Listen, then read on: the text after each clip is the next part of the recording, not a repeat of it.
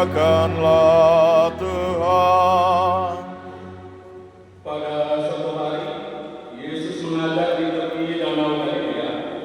Maka datanglah orang yang sangat besar jumlahnya mengerumuni dia, sehingga dia terpaksa naik ke sebuah perahu yang sedang berlabuh, lalu duduk di situ. Sedangkan semua orang banyak itu ada di darat di tepi danau itu. Dan Yesus mengajarkan banyak hal kepada mereka dalam bentuk perumpamaan. Dalam ajarannya itu, Yesus berkata kepada mereka, "Dengarlah, adalah seorang penabur keluar untuk menabur. Pada waktu yang menabur, sebagian benih itu jatuh di pinggir jalan, lalu datanglah burung dan memakannya sampai habis. Sebagian jatuh di tanah yang berbatu-batu, yang tidak banyak tanahnya. Lalu benih itu pun segera tumbuh karena tanahnya tipis. Tetapi sesudah matahari terbit, layulah dia akan menjadi kering karena tidak berakar. Sebagian lagi jatuh di tengah semak duri, lalu makin besarlah semak itu dan menghijitnya sampai mati, sehingga benih itu tidak berbuah. Dan sebagian jatuh di tanah yang baik, lalu tumbuh dengan subur dan berbuah. Hasilnya ada yang 30 kali lipat, ada yang 60 kali lipat, ada yang 100 kali lipat." Dan Yesus bersabda lagi, "Siapa mempunyai telinga untuk mendengar, hendaklah ia mendengar." Ketika Yesus sendirian, pengikut-pengikutnya dan ke-12 murid menanyakan arti perumpamaan itu, jawabnya, "Kepadamu telah diberikan rahasia kerajaan Allah, tetapi kepada orang-orang luar segala sesuatu disampaikan dalam perumpamaan, supaya sekalipun melihat, mereka tidak menangkap, sekalipun mendengar, mereka tidak mengerti, biar mereka jangan berbalik dan mendapat ampun." Lalu Yesus berkata kepada mereka, "Tidakkah kamu mengerti perumpamaan ini? Kalau demikian, bagaimana kamu dapat memahami semua perumpamaan yang lain?" Penabur itu menaburkan sabda. Orang-orang yang di pinggir jalan tempat sabda itu ditaburkan ialah mereka yang mendengar sabda, lalu datanglah iblis dan mengambil sabda yang baru ditaburkan di dalam mereka. Demikian juga yang ditaburkan di tanah yang berbatu-batu, ialah orang-orang yang mendengar sabda itu dan segera menerimanya dengan gembira.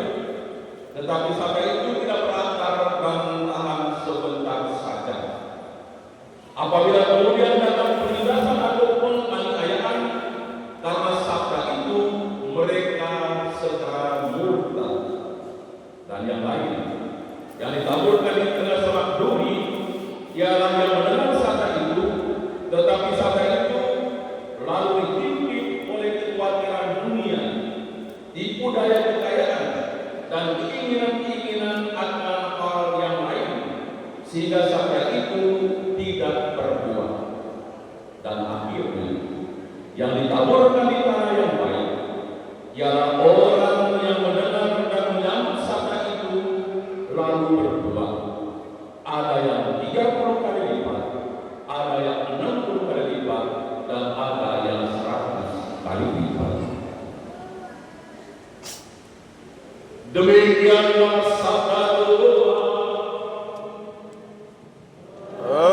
Terpujilah Kristus.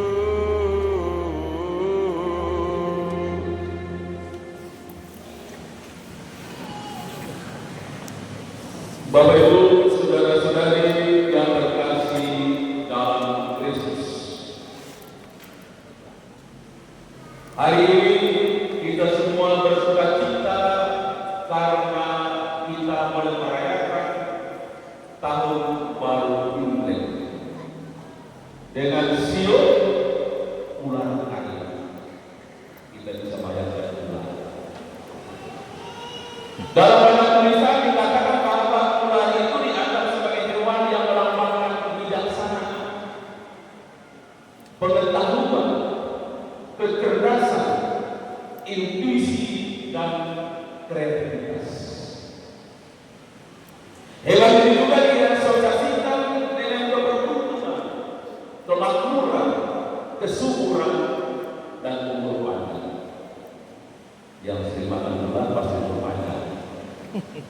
yang akan bulan 7 meter. Dalam beberapa legenda, ular dianggap sebagai pembawa pesan ilahi dan bahkan sebagai penjaga tempat suci.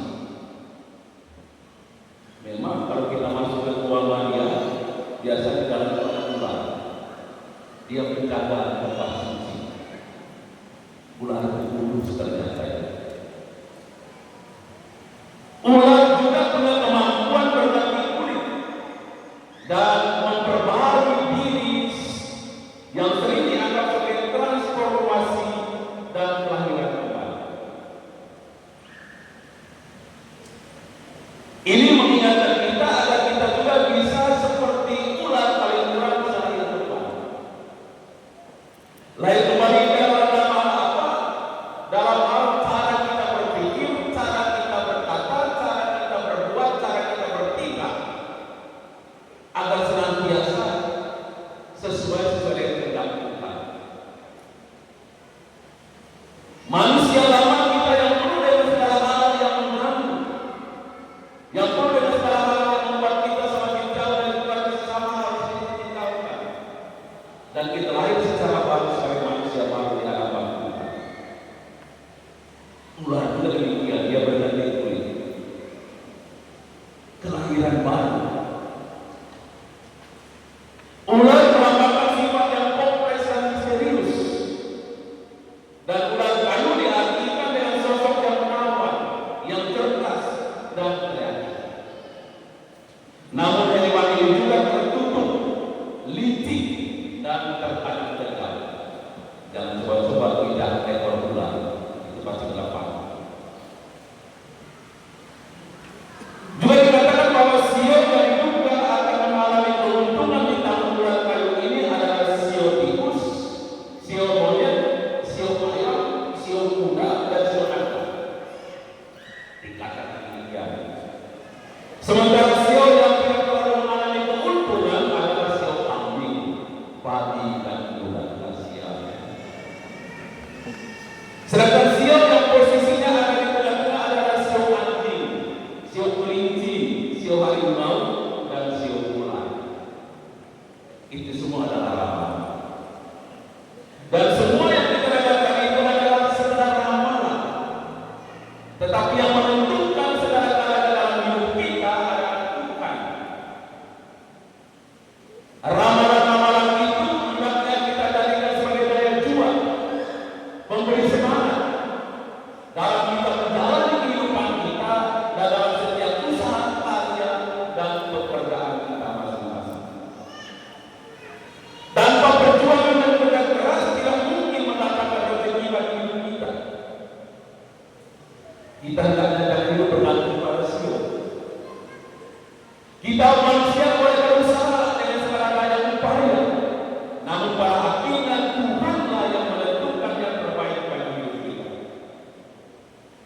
Karena Tuhan yang menentukan segala-galanya dalam hidup kita dan apa yang terjadi dengan kehidupan kita.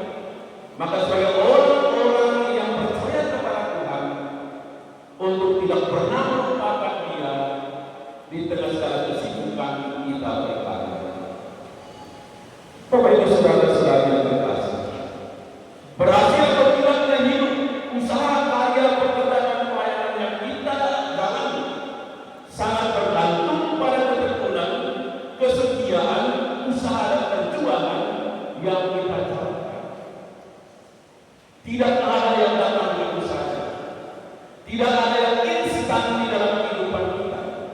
Semuanya membutuhkan usaha dan perjuangan, kesetiaan dan komitmen dari masing-masing kita.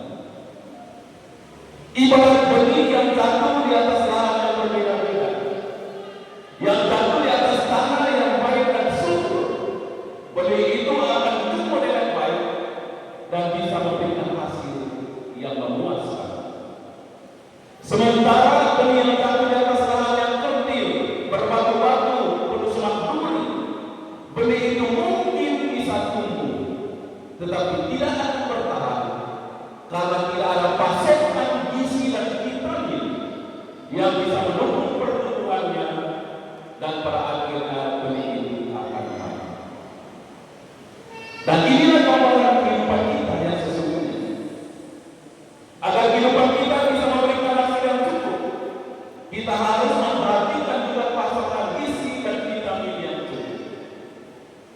Dan sebagai melindungi Tuhan, pasokan gizi dan vitamin yang paling efektif adalah zakat, bukan zakat dan zakat di dalam gereja.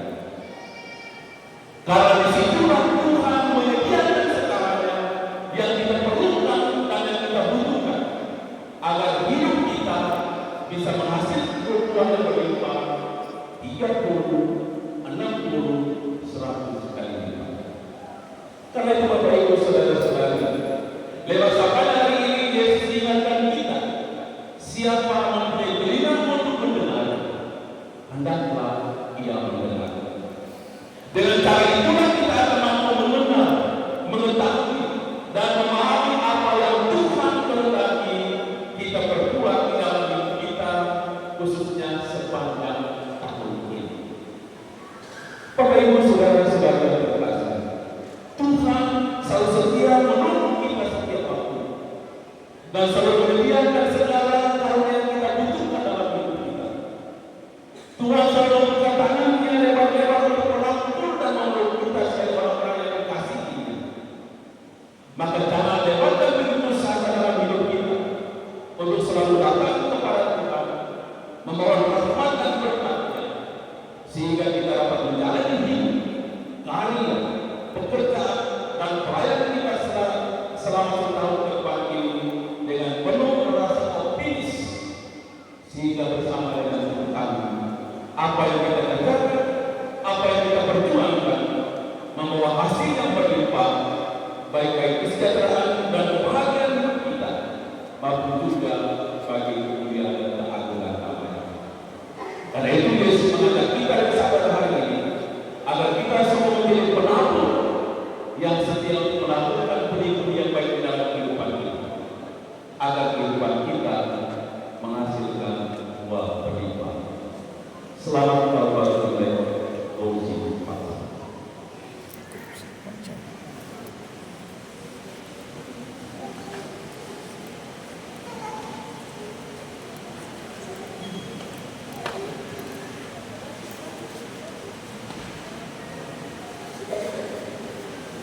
Mari kita berdiri memperbaharui iman kita bersama-sama kita berdoa. Aku percaya akan Allah, Bapa yang Maha Kuasa, pencipta langit dan bumi, dan akan Yesus Kristus Tuhan kita, yang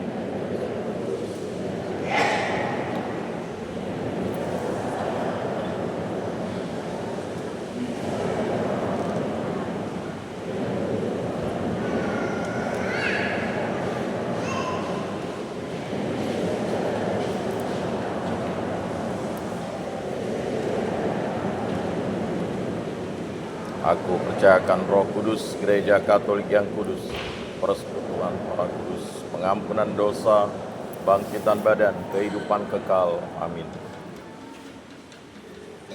Doa umat betapa dekat Tuhan dengan kita telah dihadirkan Yesus. Padanya kita dapat melihat kepada Bapa dan senyum kasihnya kepada dunia. Maka kita berani untuk berdoa. Kita berdoa bagi gereja umat Allah, semoga dalam tahun baru Imlek ini semakin maju dalam iman dan harapan. Semoga kami dapat bekerja sama dengan baik antara para pemimpin gereja dengan umat awam, antara tua dan muda. Marilah kita mohon. Kabulkanlah doa kami ya Tuhan. Kita berdoa bagi anak-anak dan remaja, semoga mereka menyayangi, menghormati, dan mentaati orang tua mereka. Semoga rajin belajar di sekolah dan di rumah, serta selalu rukun dengan teman-teman mereka. Marilah kita mohon. Kabulkanlah doa kami ya Tuhan. Kita berdoa bagi umat yang merayakan Imlek di pagi kita. Semoga di tahun ini mereka mendapatkan kesehatan dan rezeki dalam pekerjaan mereka, dan diberikan rahmat kegembiraan untuk keluarga mereka semua. Marilah kita mohon. Kabulkanlah doa kami ya Tuhan. Kita berdoa untuk yang sudah meninggal, semoga arwah mereka bergembira bersama para kudus di surga dan selalu mendoakan keluarga yang masih hidup. Marilah kita mohon. Kabulkanlah doa kami ya Tuhan. Bagi para donatur yang sudah menyumbang untuk perayaan Imlek ini, semoga mereka dilindungi dalam tugas dan berilah kesehatan bagi keluarga mereka. Jikalau ada yang sakit, semoga bisa disembuhkan pada waktunya.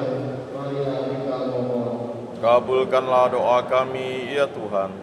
Bagi semua yang berkumpul di sekeliling altar ini, semoga Bapa membimbing kita agar tidak pernah lupa bersyukur kepadanya, serta sama-sama bergembira kita karena dapat menerima, kita karena dapat memberi. Marilah kita mohon. Kabulkanlah doa kami, ya Tuhan. Mari kita berdoa untuk sehingga sabda Allah atau Mesir yang pada hari ini merayakan pesta Santo Yosef Gomez, seorang misionaris dari Cina yang mengabdikan seluruh hidupnya untuk mewatakan sabda Allah dan juga untuk membantu iman dan semoga semua sehingga sabda Allah yang anggota dan tersebar di seluruh dunia mampu mencontohi teladan hidup dari Santo Yosef Gomez, mampu untuk bertahan tinggal dimanapun mereka ditugaskan dan mampu untuk hidup sesuai dengan budaya dan kebudayaan di mana mereka berada. Mari kita mohon. Kabulkanlah doa kami, ya Tuhan. Allah Bapa pencipta semesta alam, Engkaulah Bapa kami, dampingilah kami dalam suka dan duka. Dengarlah doa kami demi Kristus, Tuhan dan Tuhan antara kami. Amin.